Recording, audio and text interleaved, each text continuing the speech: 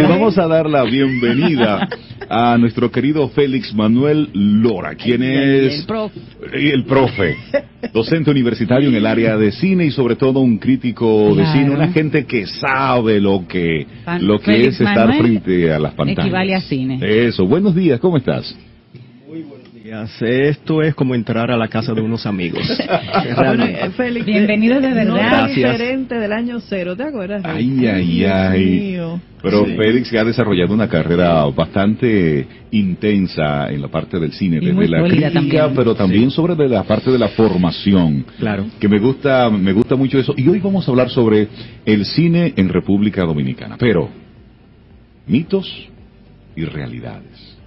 ¿Cómo tú, que has visto todo este desarrollo, que has sido protagonista, espectador, que has estado ahí, cómo tú ves el desarrollo del cine en República Dominicana?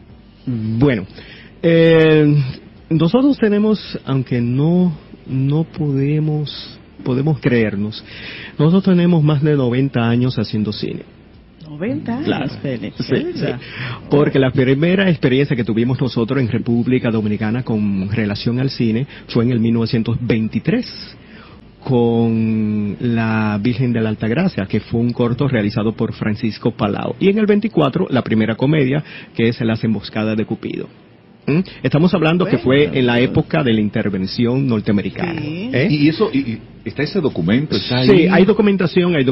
Ya no existe físicamente. No existe físicamente. Ya esos cortos no existen físicamente, pero sí está la documentación de que se realizaron y todo eso. Por lo menos esa información está. Lo que pasa es que en el cine dominicano, en el proceso, diferente a muchos países de América Latina, hemos dado saltos cuánticos. Okay. Los 31 años de dictadura no se hizo nada. Solamente propaganda claro. en loas al régimen. Claro. Y la primera película entonces, post-dictadura, es La Silla, 1963. La Silla, sí. Y del 63 saltamos al 88. ¡Wow! Y del 88 al 95. Que no ha sido unos vacíos. Unos vacíos. Claro. ¿Estaban en un proceso de formación o es que habían impedimentos para trabajar en esa área? Impedimentos. Los 31 años, los pocos realizadores, lógicamente, tienen que trabajar en base a los documentales y propaganda política. No podían hacer ficción. Podían salirse de ahí. No podían salirse de ese manual. Entonces, es a partir del 2003 donde hay una producción constante, o sea, exhibición constante, aunque una o dos películas, pero es a partir del 2011 con el impacto de la ley de cine que hemos tenido esa curva hacia arriba. O sea que nuestra práctica real en materia de producción cinematográfica apenas está a 7 años. Que es mucho o poco, se ha logrado muchísimo, como tú lo quieras ver. Si son 7 años. Solo 7 años. Apenas 7 años, lógicamente comparados con muchos países de América Latina que tienen 60, 80 años. Claro. Entonces, nosotros no podemos pretender 2018 que nosotros tengamos la madurez de un cine, por ejemplo, de Argentina, de Brasil y México.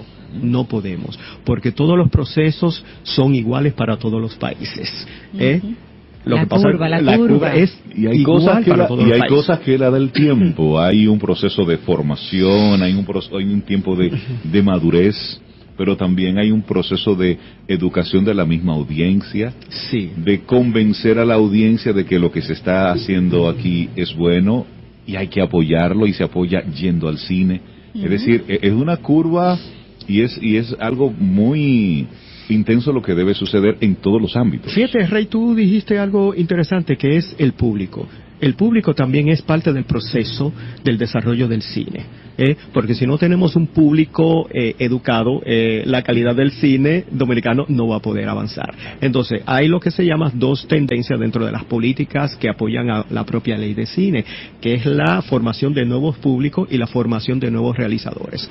Las universidades están cumpliendo con el rol de la formación de nuevos realizadores. Pero se está quedando atrás la formación de nuevos públicos. ¿Y cómo se desarrolla esa parte? ¿Cómo hacemos eso? Ok. Nosotros hemos desarrollado, inclusive en diversas ocasiones, lo que se llama cursos de apreciación cinematográfica, que es el ABC. ¿Cómo se lee una película? Por ejemplo, hay un gran público que no le interesa ser realizador. No le interesa. Lo único que le interesa es saber cómo se lee una película. ¿Cuáles son los elementos que hay que tomar en cuenta para entender la película? Es decir, ir a una butaca, sentarme, disfrutarla, pero entenderla también. Exactamente. En la medida que el público sea mucho más crítico con lo que ve, en esa misma medida va a exigir a los productores dominicanos y guionistas mejor calidad. Cine. Eso entonces es el mismo público que va a decidir cuáles son el tipo de películas y la calidad de las películas que quiere ver. No son los productores, porque acá lo que sucede es que todavía no se ha producido en el país, y eso vendrá después, como ha sucedido en todos los demás países, un cine de concertación. ¿Qué es un cine de concertación? Que los actores dentro de la industria, ya sean productores, guionistas y actores, se pongan al unísono para que digan ¿qué cine dominicano queremos dentro de 15, 20 años? Eso hay que concertarlo.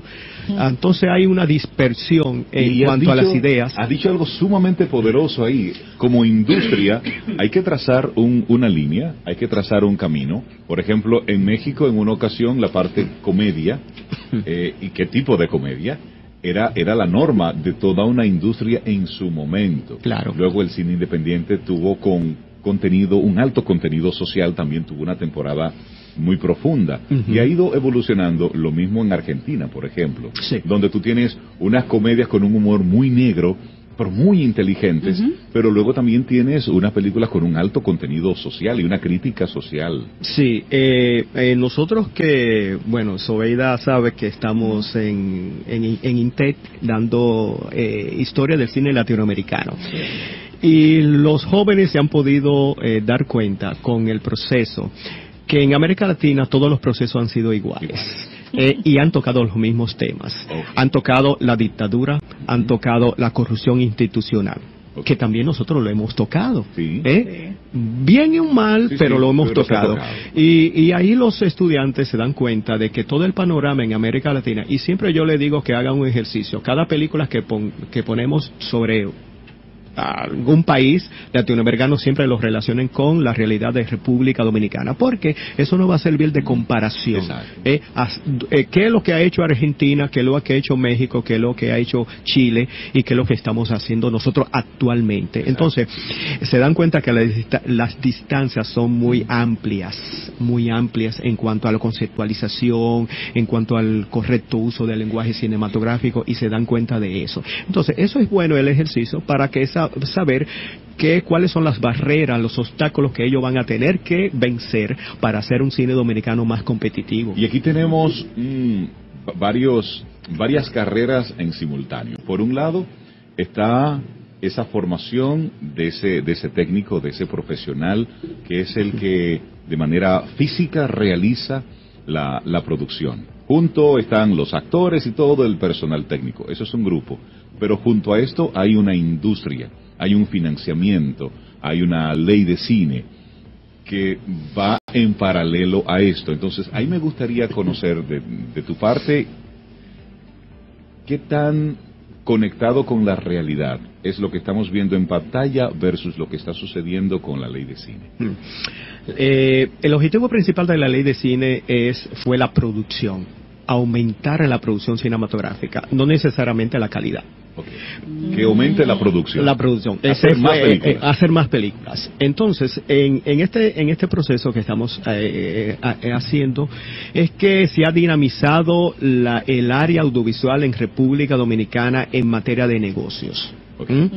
Entonces, quizás una de las críticas es, aquí se están haciendo muchas películas, pero poco cine. Eso, ahí es que vamos. O sea, mucha película, poco cine. Igual negocio. Exacto. Mucho negocio. Entonces, pero es una primera etapa dentro del impacto de la ley de cine dentro del contexto audiovisual. Si nos comparamos con otros países, vamos más o menos en el promedio. ¿Ha sucedido igual en otros países? Igual. Okay. Estados Unidos en los años 20, en los años 10, hacían películas semanales, lo que le llamaban churros. Churros, hacer churros. Sí, porque eran películas de 15, 20 minutos y eso se hacía semanalmente. Entonces, esa etapa de hacer churros es lo que estamos haciendo nosotros. Entonces, eso es haciendo muchas películas. Pero no obstante, esto al final irá en un aspecto positivo, porque es lo que nos necesitábamos nosotros, era tener prácticas. Es decir, estamos haciendo talleres, prácticas. De hecho, a mí no me molesta en el cine dominicano el aspecto técnico. Hay muy buenos técnicos, eso sí. El aspecto que quizá estamos muy flojos en el aspecto del guión. Y el aspecto también de tener una propia identidad cinematográfica. O sea, el cine dominicano todavía no tiene identidad. Es un cine nómada. No se ha hecho sedentario, no ha tenido su propia personalidad. No obstante, estamos caminando hacia eso. Lo que pasa es que es muy disperso. ¿Cómo pudiéramos identificar eso de identidad de un cine? Todavía estamos construyendo lo que es ser un dominicano en el cine. No sabemos todavía dibujar un dominicano. ¿Qué identifica el cine mexicano, el cine argentino? Los regionalismos, la forma de hablar. ¿Qué lo identifica? En los años 30, que fue hasta los años 40, 50, el máximo apogeo del cine mexicano, se identificaba por las historias de charros, donde estaba involucrada la parte musical, étnica. Eso, ellos construyeron una identidad a través del cine. Y ya uno ve una película mexicana y dice, ay, eso es una película mexicana. Sí. Pero todavía para un extranjero, ver una película dominicana todavía no encuentra símbolos, códigos. No entienden por el lenguaje que se utiliza. Hay una experiencia en el cine dominicano de cuál sería la película dominicana más vista por extranjeros. ¿Cuál sería? Si le digo esto, se van a sorprender. La película dominicana más vista por extranjeros se llama Sanky Panky. ¿Por qué? Porque Sanky Panky ofrece la única referencia que tiene un turista cuando llega a República Dominicana. Claro. ¿Cuál es? El resort. Exacto. Claro, entonces, cuando ve Sanky Panky, exactamente. No entiende porque viene un obrero alemán de Berlín en un vuelo charter, se queda ahí en Punta Cana 2 semanas, no sale de Punta Cana y la única referencia que tiene es el resort. Claro. Se va de aquí, llega todo colorado a su país y eso es lo que cuenta, esa es la experiencia que cuenta de República Dominicana. Hace sentido de cuando ves Sanky Panky recuerda realmente los lugares o algo lugares parecidos de la playa, el resort, la piscina y dice, mira, el Sanky Panky. Yo estuve ahí. Entonces, fíjense cómo nuestro cine dominicano todavía no tiene una identidad hacia afuera que pueda identificarnos. De hecho, todavía nosotros no hemos podido construir ese perfil del dominicano. O sea, ¿qué es un dominicano? Es el que bebe cerveza o ron, el que baila bachata, merengue, el que habla de pelota, el que come arroz, habichuela, carne. Exacto. O sea, todas esas cosas son elementos que hay que ir incluyéndolo dentro del imaginario colectivo para que se pueda identificar. De hecho, hay muchas cosas, películas extranjeras que vienen aquí, extranjeros, incluyen esos elementos que nosotros no lo incluimos en lo que es la producción. Y eso de cara a como le llaman la gran carpa, es decir, al cine que se pueda internacionalizar, ¿no tendría un obstáculo? A lo mejor se está apostando a un cine más neutral, más universal, que pueda ser disfrutado, entendido en cualquier parte del mundo. Haciendo películas, no cine. Cierto. Gracias, profesora. Decía Akira Kurosawa, el gran maestro del cine japonés, que para triunfar exteriormente hay que ser muy localista. Pero ese localismo tiene que ser envuelto dentro de un discurso universal. Claro. Por ejemplo, entonces problemas por ejemplo, Kurosawa tocó mucho la tradición samurái, que es muy arraigada en la cultura japonesa. Entonces, esa historia de los samuráis, si uno la coloca en cualquier parte, combina. De hecho, muchas de las películas de Kurosawa que hablaban de samurái, cuando llegaron a Estados Unidos, se convirtieron en vaqueradas. La misma historia, lo único que cambió fue, en vez de tener samurái, tenían vaqueros. Y pegaba perfectamente dentro del contexto norteamericano que hablaba de esos héroes y antihéroes. Estamos hablando de 7 años de cine continuo en República Dominicana. Tú estás como docente también. ¿Cuál es tu expectativa con lo que se está formando en las universidades actualmente? Me da una preocupación con los jóvenes de ahora, que hay una dispersión en cuanto a la atención. Yo siempre me preocupo porque inmediatamente uno le está en el aula, ellos como que el celular es como parte de su extensión y no pueden desprenderse. Yo dije, un buen realizador, un buen guionista debe cultivar lo que es la percepción y lo que es la atención y la observación, porque eso es lo que le va a permitir crear historias verdaderas. Entonces, yo le digo que también hay que tener un amor por el arte cinematográfico. Es un arte que hay que amar. Por eso se le llaman cinéfilos. Claro. Tienen amor por el cine. Entonces, el cine hay que tenerle un cierto respeto como arte, saber observar, y cada película que uno vea, no verla por verla, sino estudiarlas. Porque también uno puede aprender a hacer cine estudiando el cine, en ese sentido. Entonces, esa es la preocupación que tengo con los estudiantes que se dispersan mucho. En esto hay que tomarlo. Yo ayer inclusive puse un ejemplo de qué sucedería si en la época que Spielberg, Lucas, Coppola estudiaban cine, tuvieran un celular en la mano. No fueran los realizadores que son ahora. Hay un proceso de formación, de atención y de intención. Porque es un fenómeno de estos chicos ahora, que esa es su naturaleza. Habrá que ver si ellos construirán otro tipo de cine, otro tipo de historias. Sí, pero de todas maneras, lo que se está en formación en las aulas, en la academia, es un producto de lo que veremos luego dentro del cine dominicano. Yo siempre le digo, ustedes está el futuro del cine dominicano. Ustedes tienen que hacer rompimiento, tienen que hacer ruptura, y tienen que ver mucho cine dominicano, bueno o malo, lo tienen que ver. Y te quiero hacer una última pregunta, Félix Manuel Lora, y vamos a jugárnosla. ¿Qué película dominicana ha hecho que tú en la sala de cine digas, wow, esto es cine, vamos avanzando? Ninguna, pero pero vamos avanzando. pero vamos avanzando.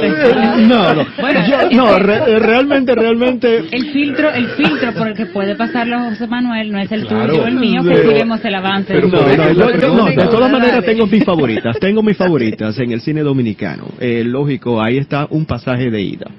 Estamos hablando de 1988. Podemos hablar de Perico Ripiao, 2003. Y una película poco conocida que es de la diáspora dominicana en Estados Unidos, se llama El Círculo Vicioso. El Círculo Vicioso de 1999, porque es la visión del dominicano en Estados Unidos. Que es diferente a la visión que tiene el dominicano que aquí vive en República Dominicana. Claro. Y es la película que da una percepción muy real de aquellos dominicanos que van a buscársela.